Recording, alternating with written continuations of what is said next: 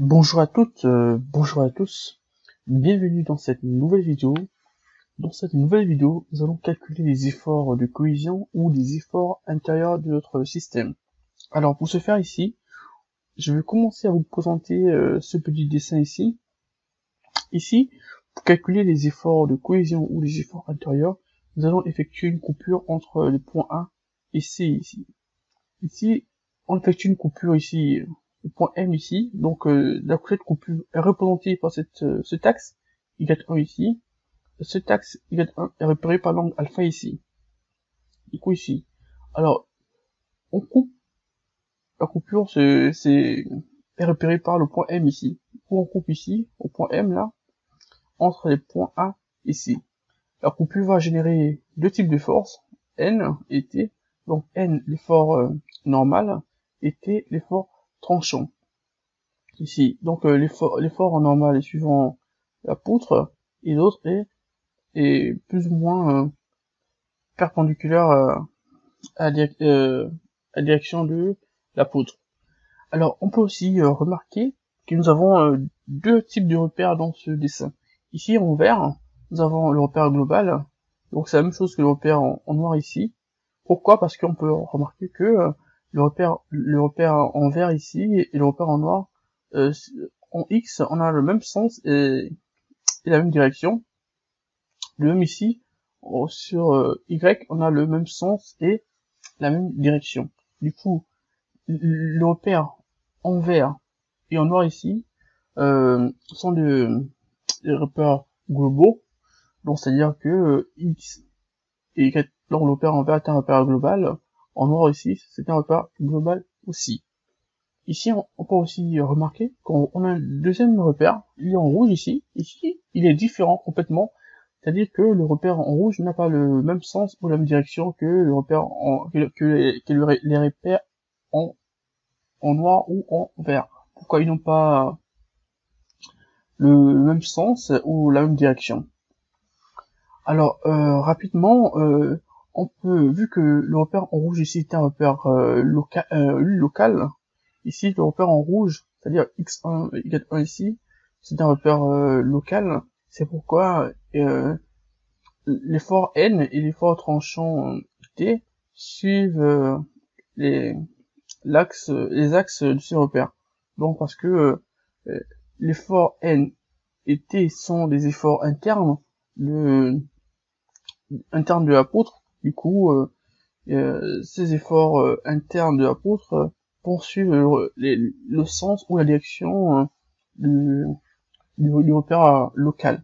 Donc c'est pourquoi ici n est lié à x1 et t est lié à y1, parce que x1 et y1 c'est un repère local, et n et t sont des efforts internes à notre poutre, donc c'est pourquoi on a cette différence. Alors aussi au début je disais que notre coupure ici, au point M ici, est repérée par l'angle alpha. Cet angle aussi, on peut le repérer ici, l'angle ici. Du coup ici on a alpha, ici on a alpha. Pourquoi? Parce qu'on a deux angles internes et externes qui sont liés par ces deux droites parallèles, c'est-à-dire qu'on a x en noir ici et x en vert ici, forment deux droites parallèles, sont coupées par une droite ici, droite séquente, là. Ils vont former des droites séquentes ici. Du coup ici on a alpha ici. Alors rapidement, pourquoi on trouve alpha ici? Je fais un petit dessin en haut ici. Ici par exemple, si il faut remarquer que le repère en vert ici est un repère octogonal. Donc en vert ici c'est un repère octogonal. En rouge aussi c'est un repère octogonal. La même chose en noir c'est un repère octogonal. Du coup les trois repères ici sont des repères octogonaux. Donc ici, si on a deux repères orthogonaux ici, là, deux repères orthogonaux, donc par exemple on peut remarquer que le repère en rouge et en vert, les axes X ont le même sens ou la même direction, la même chose avec Y, même sens, même direction. Si on essaie de décaler l'axe en vert, c'est-à-dire qu'on fait une petite rotation, donc on fait une petite rotation de l'angle du repère en vert, automatiquement, qu'est-ce qu'on peut remarquer? On peut remarquer que l'angle entre les axes X et X, c'est la même chose entre les axes Y et Y. C'est-à-dire quoi? C'est que l'angle là est égal à l'angle là. Donc, si l'angle là est égal à l'angle là, par déduction, cet angle est égal à l'angle là. Donc, c'est ça qu'il faut savoir. Que lorsqu'on a deux repères orthogonaux, si on effectue une petite rotation de l'un des repères, on va remarquer que l'angle entre les axes X, c'est la même chose entre les axes Y. Donc, l'angle là est égal à l'angle là, par déduction, cet angle est égal à l'angle là.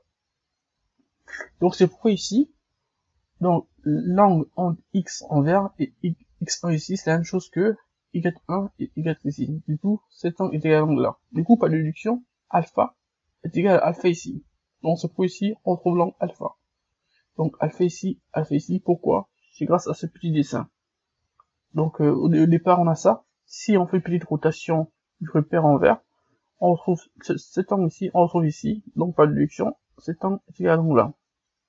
Ça, c'est très important.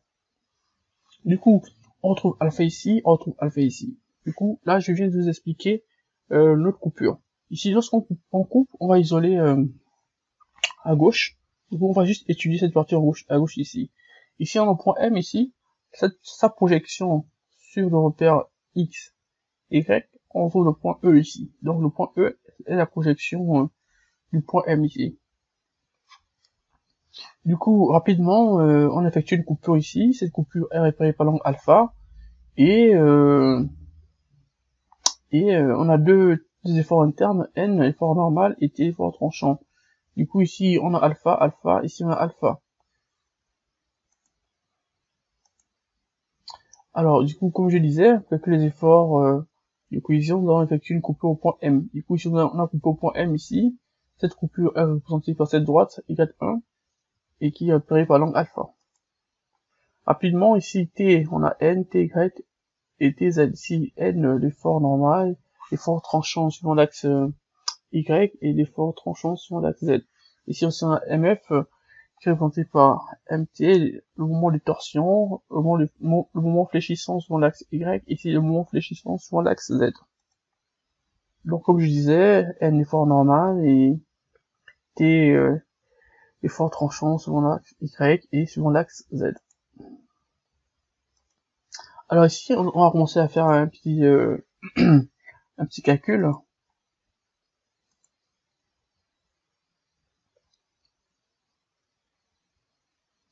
Alors, pour calculer nos efforts intérieurs, on fait la somme des forces égale à 0, la somme des moments des forces est égale à 0. Du coup, ici, rapidement, qu'est-ce qu'on a comme force? On a RA X1. Du coup, ici, avant d'effectuer ce calcul, on va travailler dans le repère local. C'est-à-dire qu'on va travailler dans le repère X1 et Y1. Ici, on va tout ramener nos calculs dans le repère local X1 et Y1. Alors pour ce faire, on aura RA suivant l'axe X1 plus N suivant l'axe X1 et on a RA suivant l'axe Y1 et T suivant l'axe Y1. Donc si on isole à gauche, la force qu'on aura ici, la réaction, c'est la réaction au point A, donc on aura cette réaction au point A ici. De même ici, on aura le moment du RA par rapport au point M. Du coup, comme je vous ai dit, on va travailler par rapport au repère local X1 et Y1. Du coup, on va tout ramener au point M ici pour calculer nos efforts intérieurs. Du coup, rapidement, on aura le moment de la réaction RA par rapport au point M. On aura le moment de T par rapport à son propre point. Il est déjà au point M. Donc, vous savez que ce terme va s'annuler. La même chose ici. On aura le moment de N par rapport au point M, vu que T et N se trouvent déjà au point M. Du coup, ces deux termes vont vont sauter. Après ici on a MFG est égal à 0. Du coup rapidement ici, comme je disais, pour calculer les efforts intérieurs de notre système, on va tout ramener au repère local x1 et y1. Alors ici rapidement, ici on a RA sur l'axe x1 plus n, ok. Ici on a RA sur l'axe x1 égale 1, donc le repère en rouge, le repère local. Ici on a T sur le repère local égale 1. Du coup ici on a le moment, ici on a le moment, le moment MA, le moment d'encastrement, le moment d'encastrement de l'encastrement, donc de la réaction A, par rapport au repère local x1 et y1. Ici, vous pouvez voir que on a juste conservé le z, on peut mettre z1, mais si on regarde bien, on peut remarquer que le point commun entre les trois repères, c'est que l'axe z, vu que l'axe z est parallèle à l'image ici, c'est-à-dire que z1 ou z en vert ou z en noir, c'est la même chose, vu que z est parallèle au tableau ici, donc l'axe z est perpendiculaire, je veux dire, est perpendiculaire à notre plan x, y. Du coup ici, l'axe, les axes z vont se confondre. Du coup ici on peut mettre MAZ1 ou Z tout court, c'est la même chose. Du coup ici on a MA, donc MA vectoriel égale A. Et ici on a MFGZ, qui est le moment fléchissant sur l'axe Z. Du coup, comme je disais, on travaille sur le repère x1 et y1. Ici, on peut mettre z1 ou z1 ici. Mais vu que z1 et z c'est la même chose, tous les axes z de chaque repère vont se confondre. Vu que ici on a x en plan, donc l'axe z est perpendiculaire au plan, à ce plan. La même chose ici, x1 et y1, l'axe z1 est perpendiculaire à ce plan aussi. Du coup, les axes z1 de tous les repères ici vont se confondre. Donc c'est pourquoi ici, je gardais z, on pourrait mettre z1, z1 ici, c'est la même chose. On continue le petit calcul.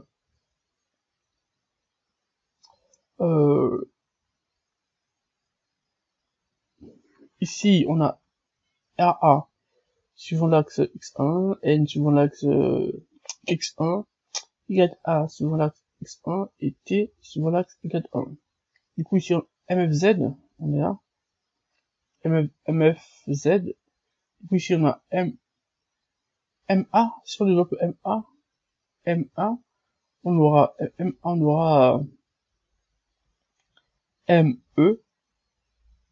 aura ME plus EA. Du coup on a ça. Donc on a ME et EA. On est là. Donc MA est égal à ME suivant l'axe Y et EA suivant l'axe X, vectoriel égale A. Ici on a MFZ. Alors si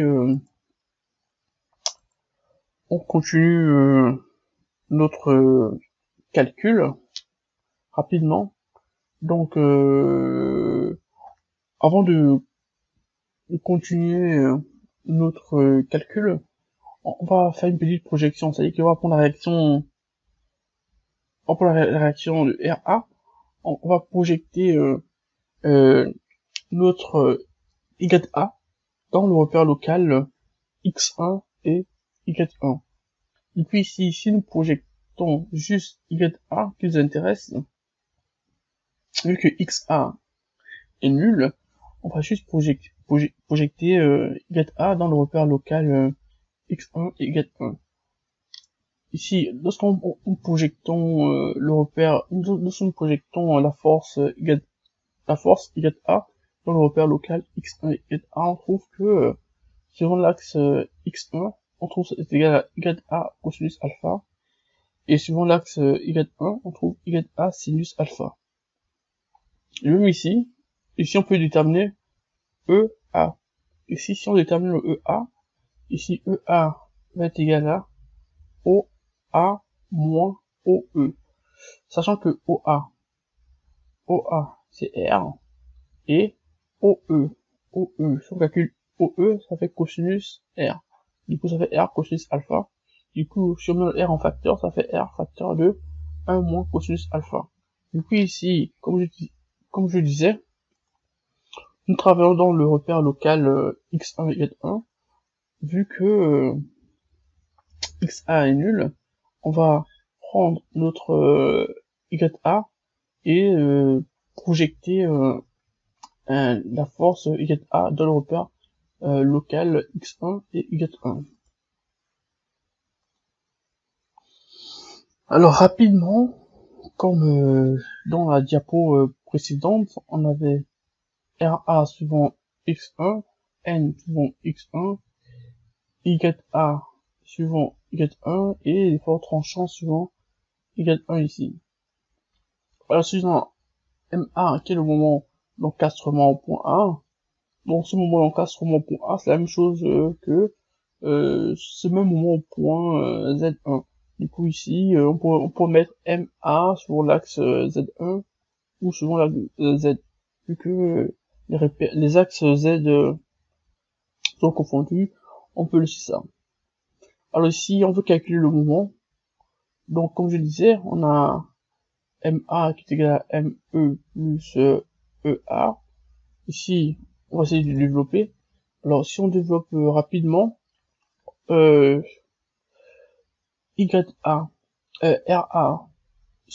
la projection de YA par rapport à l'axe X1, c'est ici. Donc, c'est YA cosinus alpha. C'est pourquoi ici, on va remplacer ici. Ça fait YA cosinus alpha.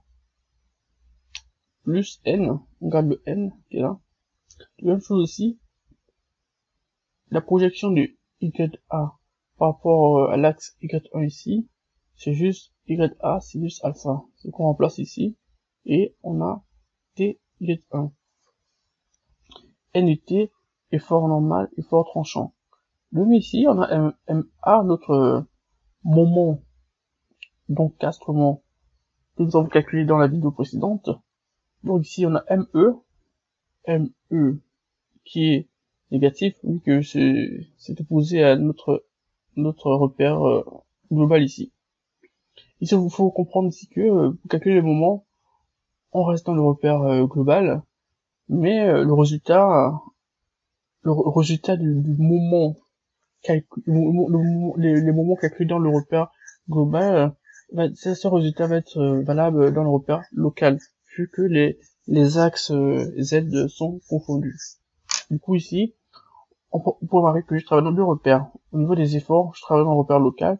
Au niveau des moments, je travaille dans le repère global, mais le résultat, les moments calculés dans le repère global, ces résultats vont être valables dans le repère local. Pourquoi? Parce que tous les moments que je suis en X, Y, sur un plan, les moments sont souvent l'axe Z, et que les axes Z, tous les repères ici, sont confondus. Donc, pour calculer les moments, je travaille dans le repère global, et ces moments vont être valables dans le repère local de notre système.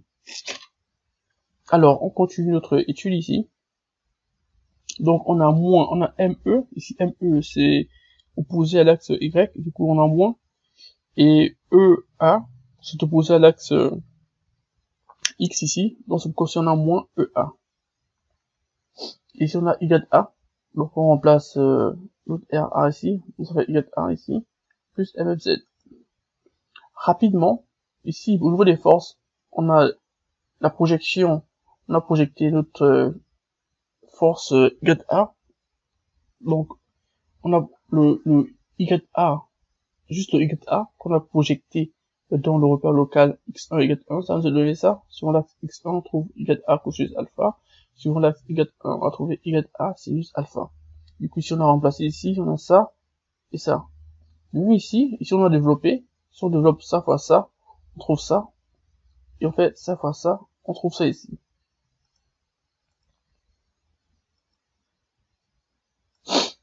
Alors, rapidement, au niveau des efforts, aucun problème. Au niveau des moments, ici, y, vecteur y fait 0, donc ce terme va disparaître. Donc, on reprend ici, on est là, y a cosinus alpha, plus n égale à 0, y a sinus alpha, plus t est égal à 0. Ici, on a ma, il est là, on est là. Donc, ça fois ça s'annule. Pourquoi? Parce que y vectoriel y, ça donne 0. Du coup, ici, on sera juste ici. On a EA vectoriel YA. On sera là. Tac, tac, tac, tac, tac. On calcule. EA. Tout à l'heure, dans la vidéo précédente, on a déterminé EA. On sait que EA est égal à R, facteur de 1 moins cosinus alpha. Du coup, on remplace EA par son expression. Du coup, on est là. Donc, on aura MA, qui est le moment d'encastrement que nous avons déterminé dans la première vidéo. On est là. MA, on est là. OK. Ici, EA, qu'on a calculé aussi tout à l'heure, on a trouvé que EA est égal à R, facteur de R moins cosinus alpha, multiplié par YA, donc X fois Y, X vectoriel Y on a Z, c'est qu'on a Z ici, plus MFZ. Ok, comme je disais, sachant que XA est égal à 0, YA est égal à F, MA est égal à FR, selon l'axe Z, et qu'on peut facilement déterminer notre MFZ. Du coup ici on détermine N, donc l'effort normal va être égal à moins YA cosinus alpha, et l'effort tranchant T va être égal à moins YA sinus alpha. Ici, on calcule MFZ, donc le mouvement fléchissant, du coup, va être égal à quoi? Va être égal à ça, ça va de l'autre côté, ça donne moins MA, et ça va de l'autre côté, ça fait R, facteur de X moins cosinus alpha multiplié par YA. On remplace YA et MA par leur expression. Du coup, on trouve n est égal à moins f cosinus alpha, et t est égal à moins f sinus alpha, et mf est égal à moins fr plus fr facteur 1 moins cosinus alpha. Ici, on peut remarquer que je suis passé de z à z1, c'est la même chose. Comme je disais, nous travaillons sur un plan, on peut remarquer que l'axe z, les axes z et tous les repères vont être confondus. Pourquoi? Parce que tous sont perpendiculaires à notre plan.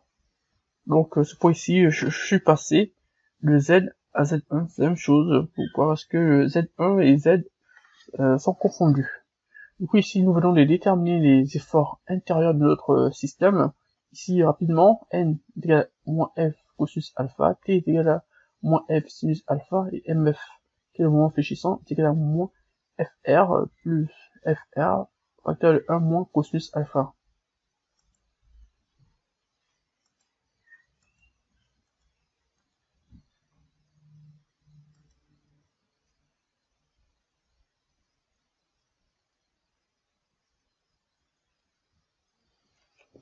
Alors ici, on peut rapidement développer notre système. Ici, on a calculé n. Ici, on a t. Ici, on peut mettre fr en facteur, vu que nous avons des termes en commun. Du coup, ici, on développe ici d'abord. Du coup, on a fr plus fr moins fr cosinus alpha. Du coup, ici, en développant, on peut simplifier ici. Du coup, il va nous rester quoi? Il va nous rester que n est égal à moins f cosinus alpha, t est égal à moins f sinus alpha, mfg est égal à moins fr cosinus alpha.